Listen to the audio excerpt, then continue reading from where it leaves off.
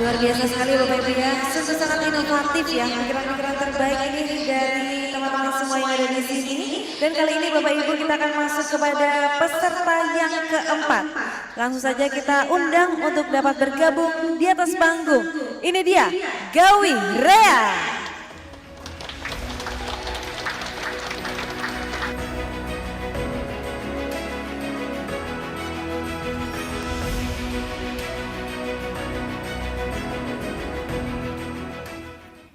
Selamat siang semuanya, saya Rosita, founder dan CEO dari Gawi Rea. Saya ada pertanyaan begini, kapan pertama kali teman-teman merasa sebal dengan patriarki? Bagi saya, itu baru 4 tahun yang lalu. Saya hidup di keluarga yang tidak mengenal patriarki. Kedua kakak saya adalah laki-laki yang bisa mengerjakan pekerjaan domestik.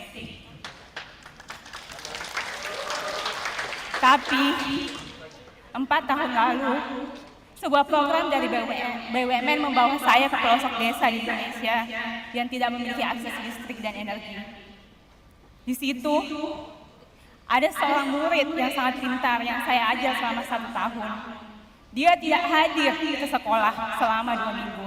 Namanya Moza. Saya marah, kecewa. Kenapa Moza tidak hadir selama 2 minggu? Siangnya saya datang ke rumah Moza dan saya bertemu dengan ibunya. Dan alasannya apa? Karena keluarga itu hanya punya 1 pasang sepatu. Dan sepatu itu diberikan kepada saudara laki-laki Moza. Dari situlah lahir karya Wani Yinio Sagu House yang merupakan prosesi sagu berbasis energi terbarukan untuk perempuan.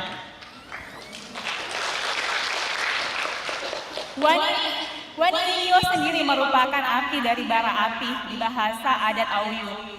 Kami di sini memahami 3 masalah utama. Papua Women Food Security yang tidak pernah adil terhadap mereka. Padahal kita memiliki lebih dari 80.000 hektar hutan adat sagu. Dan tidak ada yang pernah mengajari mereka menggunakan mesin.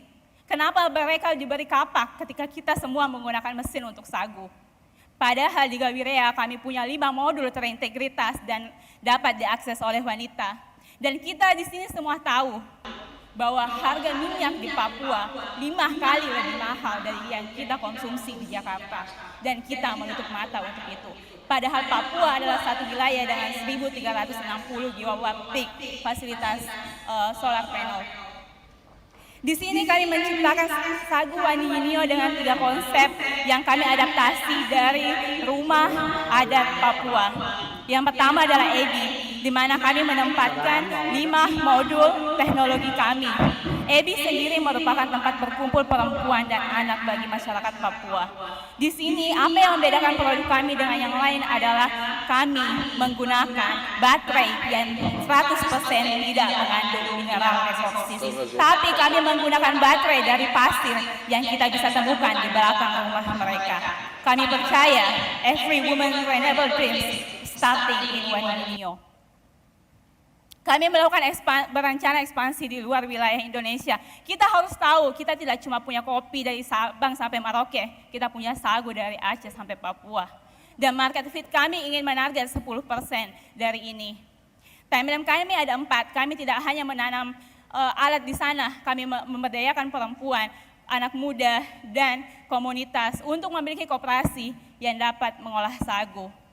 Ini impact kami memberdayakan perempuan dari tidak memiliki penghasilan hingga memiliki penghasilan bulanan.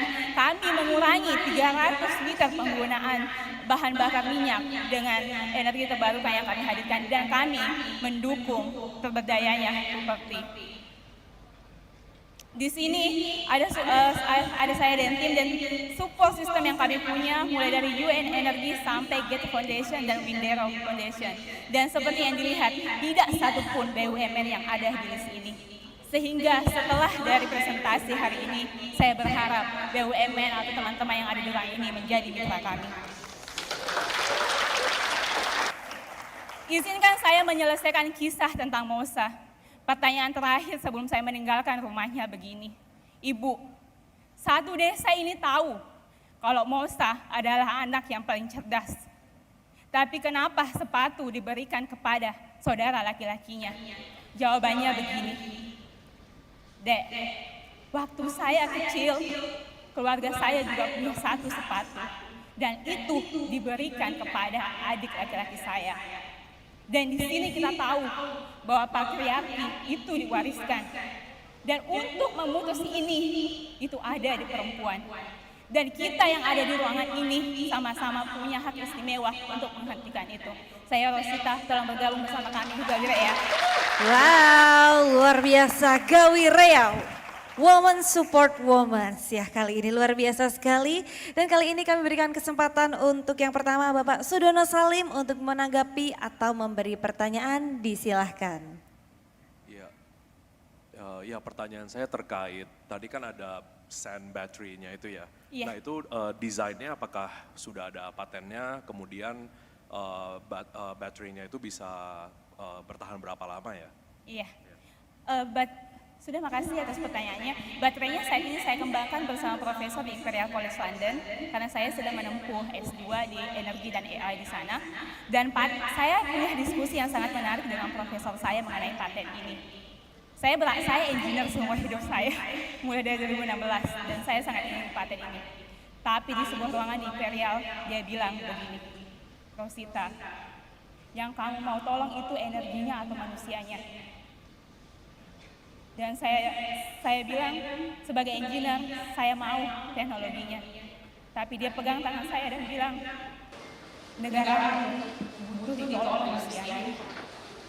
Paten, kami tidak akan mematenkan baterai kasus ini. Kenapa? Kami mau setiap orang yang menggunakan yang mau menggunakan tolong digunakan. Karena apa? Energi itu, kenapa energi mahal? Karena itu masih susah diakses. Maka jika kita semua mudah membelinya, maka jika kita semua menggunakannya, kita akan menurunkan harganya. Tahu kenapa PLN secara bisnis surplus tapi secara ekosistem defisit? Karena mereka memproduksi banyak dan tidak diserap oleh pasar. Maka di sistem ini kami ingin membuka seluas-luasnya teknologi ini untuk digunakan oleh semua orang. Terima kasih. Jadi akan menjadi open source ya? Kenapa? Akan menjadi open source ya? Iya, itu akan menjadi open source. Dan ini adalah teknologi baru. Jadi semacam open source seperti banyak yang Baik, sudah cukup Bapak. Ya, kita beralih kepada judul selanjutnya. Kami silakan Dita Syahrani untuk memberikan tanggapan ataupun pertanyaan. Disilakan. Terima kasih banyak nih, energinya nyampe. Mungkin dari Sagu kali ya, karena tadi kan ada beberapa daerah yang mau dijadikan prioritas juga, bukan cuma di Papua. Kebayangnya kalau buat Kak Rosita sendiri, ini siapa yang mau diminta untuk beli supaya akhirnya dapat economies of scale-nya juga dan akhirnya ini bisa jadi bisnis yang berkelanjutan juga untuk teman-teman yang mengelola pabriknya. Kira-kira rencananya gimana Kak? Oke, makasih Mbak Gita pertanyaannya. Nah ini juga diskusi panjang bersama mama-mama kami di Papua. Karena mereka itu kondisinya secara tradisional mereka cuma bisa memproduksi 7 kg per hari. Dan untuk kebutuhan satu rumah itu 15 kg per minggu. Jadi kebutuhan rumah tangga sendiri itu bisa terpenuhi dengan produksi ini. Mesin kami memproduksi 100 kg per minggu. Nah untuk first marketnya kami ingin mereka semua bisa makan. Ini adalah basic di 1 tahun kami berdiri, kami mau mereka bisa makan.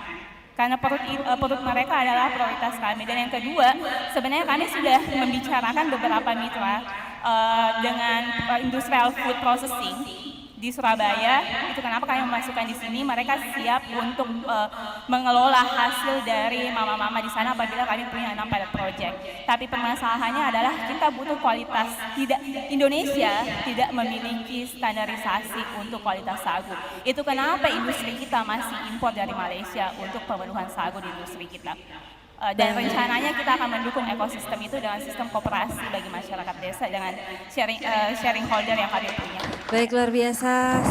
Terima kasih Kakak atas jawabannya ya, tapi sayang karena waktu kita sudah habis. Sekali lagi Bapak Ibu sekalian boleh tepuk tangan untuk Gawi Rea. Kami persilakan dapat kembali ke tempat. Baiklah, luar biasa ya. Semakin panas ya Bapak Ibu ya, walaupun ruangannya dingin ya. Kali ini